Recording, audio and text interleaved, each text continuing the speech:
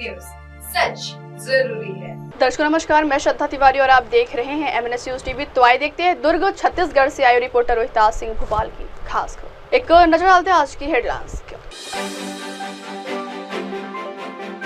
दुर्ग नगर निगम का बजट पेश, विधायक गजेंद्र यादव ने किया भूमि पूजन। वार्ड 54 में डोमशेड का लोकार्पण। शासकीय भूमि पुसई डबरी में निगम की अनदेखी से हो रहा है। तो आइए देखते हैं खबरें विस्तार से। नगर निगम का बजट पेश। बीजेपी की नवनिर्वाचित महापौर अलका बागवार ने शुक्रवार को दुर्ग नगर निगम का बजट पेश किया, जिसे लोगों की समस्याओं और शहर के विकास को ध्यान में रखते हुए तैयार किया गया। इस बजट में पिछले साल की तुलना में 5 लाख रुपए का घाटा दिखाया गया है। आपको बता दें कि महापौर ने 5 करोड़ 19 लाख रुपए का बजट पेश किया, जिसमें कई विकास परियोजनाओं को प्राथमिकता दी गई है। खास तौर पर पानी की समस्या, कचरा प्रबंधन, पार्किंग सुविधा और शहरी सौंदर्यीकरण को लेकर महत्वपूर्ण प्रावधान किए गए। वहीं कांग्रेस के नेता प्रतिपक्ष संजय कोहले ने इस बजट की आलोचना की। उन्होंने कहा कि यह बजट आम जनता के लिए पूरी तरह असफल साबित होगा। महापौर ने सिर्फ पुराने बजट को दोहराया है। तो आइए सुनते हैं दुर्ग नगर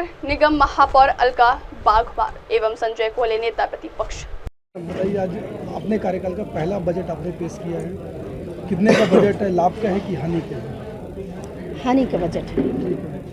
क्या क्या इसमें, इस बजट में क्या क्या चीज़ें शहर को लेकर के, डेवलपमेंट को लेकर के आपने प्रमुखता से रखा है? अब प्रमुखता से हम रखे हैं इसमें मल्टी लेवल पार्किंग का रखे हैं, जो शहर के लिए बहुत ही आवश्यक है। दूसरा हमने सीवरेज ट्रीटमेंट प्लांट का रखा है, जिससे पानी शुद्ध हो। ये हमारे 2 बहुत बड़े बड़े प्रोजेक्ट हैं। बाकी जो हमने रखे हैं, जो हमारा अटल विश्वास योजना था, उस पर भी जितनी भी घोषणाएं हमने की थी, उन सारी घोषणाओं को शामिल करने की कोशिश की है। पानी की समस्या लगातार इस निगम में बनी रहती है, उसको लेकर क्या है बजट में? पानी के लिए भी देखिए, पानी की समस्या तो गर्मी में आती है, लेकिन उसके लिए हम जैसे कि जो नदी है, नदी में जब जलकुंभी ज़्यादा हो जाती है, तो जब पाइप में फंस जाता है तो समस्या ज़्यादा आती है। हम लोग ने पॉन्ड क्लीनर से सफाई की है और आगे जहाँ जहाँ संधारण की ज़रूरत थी वो संधारण भी हुआ है और लगातार होता रहेगा। और समय रहते ही जहाँ अभी समस्या आएगी तो फिलहाल तो टैंकर से करेंगे पूरा, पर मैं आपको विश्वास दिलाती हूँ कि कुछ ही सालों में हम अपने कार्यकाल में ही टैंकर की ज़रूरत को ख़त्म कर देंगे। रिचार्ज और वाटर हार्वेस्टिंग के लिए किस तरह की क्या किया? उस पर कड़ा कदम उठाया जाएगा। वाटर हार्वेस्टिंग, जहाँ जहाँ बड़े बड़े बिल्डिंग्स बन रहे हैं, जहाँ मकान बन रहे हैं, बिना वाटर हार्वेस्टिंग के उनको परमिशन नहीं दिया जाएगा। ठीक है, थैंक यू। देखते हैं इस बजट को लेकर। बजट टोटल कॉपी पेस्ट है। पूर्ववर्ती सरकार की जो योजनाएं थी उसको अपना बताकर वो इन्होंने बजट में पेश किया। नया कुछ नहीं है बजट में, न गायों के लिए है न सांडों के लिए है। आज गायों सांडों के कारण एक्सीडेंट हो रहे हैं। कुत्तों के का आतंक इतना मचा हुआ है कि कुत्ते अपना लोगों को काट रहे हैं, लेकिन किसी प्रकार की कोई योजना नहीं है। नल टैक्स अलग ज़बरदस्ती वसूला जा रहा है। जहाँ पे 1 साल पहले नल लगा है तो उसको 3 साल का नल टैक्स देना पड़ रहा है। ये अनियमितताएँ पूरी टोटल है। शौचालय अपना ये शौचालय जो अपना सुलभ शौचालय है, सुलभ शौचालय के में अपना स्वच्छता श्रृंगार योजना के तहत 11 में करते नजर आए हैं मैडम के कार्यों का। तो फिर अभी देखिए, वो मैंने पहले ही कहा ना, वो हमारे भीष्म पितामह है। वो उनकी अपनी सोच है, वो अपना कर रहे हैं जैसा भी है। बाकी बजट में ऐसा कुछ भी नहीं है कि जो हम उसको यानी सर्वसम्मति से पास करें। अभी तो 1 महीना हुआ है जमुना के साथ स्वतंत्रता संग्राम सेनानी जमुना प्रसाद कसार जी का जो उन्होंने वक्तव्य में बताया कि अगर कोई सलाह देता है तो मैं उनका समर्थन करता हूं, लेकिन आपको आईना हम दिखाते रहेंगे। ये हमारा काम है। मेरे अनेक साथी ऐसे हैं जो पहली बार निर्वाचित हुए हैं, चाहे वो किसी भी पार्टी के सदस्य हो, उनकी अपेक्षा रहती है, किंतु विशेष सभा बुलाई गई। कई ऐसे सदस्य होंगे जिन्हें बजट से क्या है, मान्यता है क्या है, वास्तविक व्यय क्या है, मात्र सुझाव मांग लेने से विकास मीडिया अधिकारीगण, कर्मचारीगण, प्रिंट मीडिया के सभी पत्रकार बंधु, इलेक्ट्रॉनिक मीडिया के सभी पत्रकार बंधु, दर्शक दीर्घा में बैठे सभी मेरे दर्शक साथीगण और मेरे सभी पार्षद साथीगण।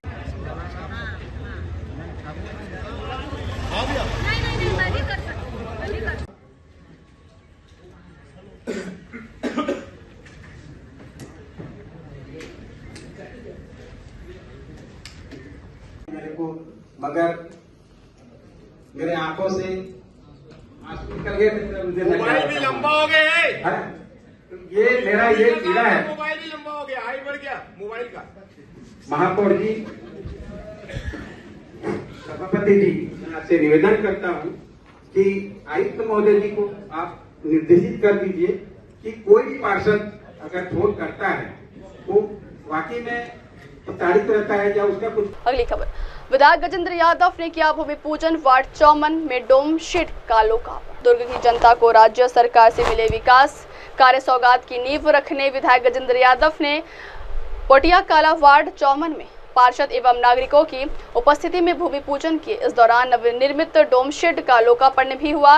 विधायक गजेंद्र यादव ने वार्ड में 20-20 लाख की लागत से बनने वाले 2 भवन की सभी को शुभकामनाएं देते हुए कहा कि मुख्यमंत्री विष्णुदेव साय के सुशासन में दुर्ग संवर रहा है। राज्य सरकार दुगनी गति से प्रदेश को विकास की दिशा में आगे ले जा रही है। यह आप सभी के भाजपा के ऊपर विश्वास का परिणाम है। वार्ड में और भी विकास कार्य कराने नागरिकों से चर्चा भी की। कार्यक्रम में उपस्थित महिलाओं ने विधायक श्री यादव से शासन की योजनाओं का लाभ लेने के लिए जानकारी ली।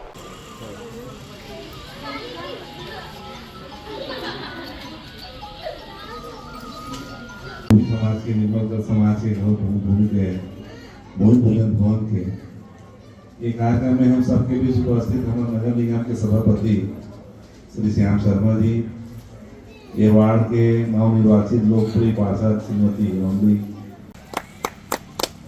गजेंद्र भैया जिंदाबाद जिंदाबाद जिंदाबाद, गजेंद्र भैया जिंदाबाद जिंदाबाद जिंदाबाद। बोलो भारत माता की जय, छत्तीसगढ़ महातारी की जय।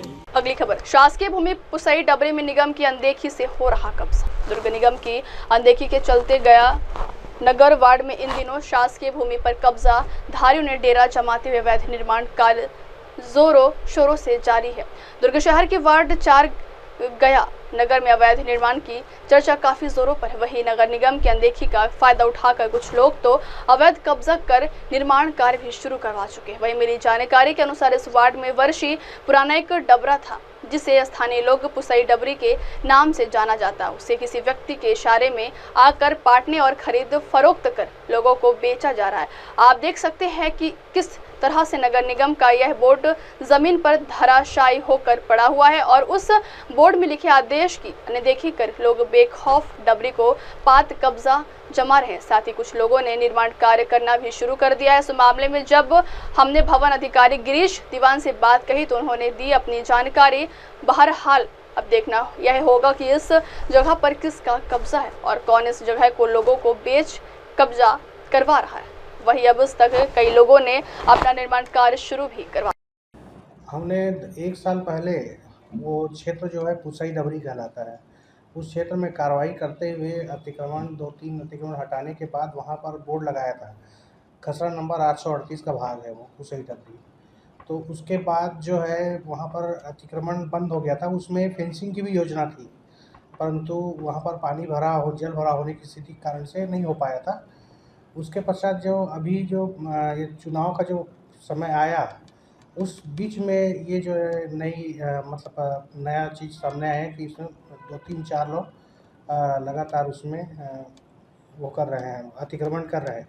लेकिन हमारी टीम वहाँ गई थी, उनका सबका नाम लेकर और विधिवत उनको नोटिस देकर कार्रवाई फिर से हम लोग उसको हटाएंगे पूरा। कहीं ना कहीं वहाँ पर जमीन खरीदी बिक्री भी की गई है, तो क्या उस व्यक्ति पर भी नहीं खरीदी बिक्री हो नहीं सकती क्योंकि शासकीय भूमि है। किसी एक का वहाँ पे कब्जा है जो अपनी ज़मीन बताता है और सभी को ये अफवाह फैलाता है कि मेरी ज़मीन है करके, तो वो खरीदी बिक्री जो है एथेंटिक रूप से नहीं हुई वहाँ पर। तो ऐसा आगामी का किस तरह की कार्रवाई होगी? नहीं, उसमें जितनी भी उसको प्रथम दृष्टया तो पहले उनसे दस्तावेज मंगाया जाएगा, जो कि दस्तावेज प्रस्तुत नहीं कर पाएंगे तो पूरी तरह से नियमानुसार नोटिस देकर फिर अंतिम में फिर उसको अतिक्रमण को हटाने की कार्रवाई करेंगे।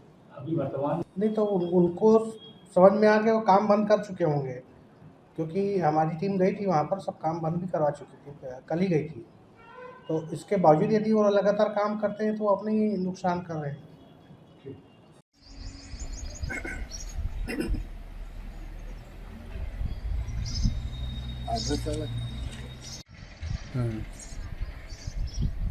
नहीं, 2-3 डीपीसी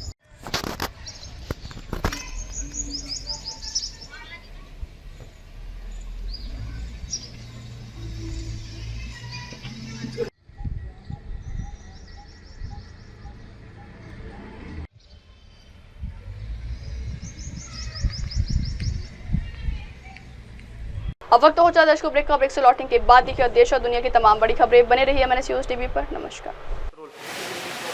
हाय हेलो नमस्कार, मैं हूं पंकज विष्णु और आप देख रहे हैं MNS न्यूज़।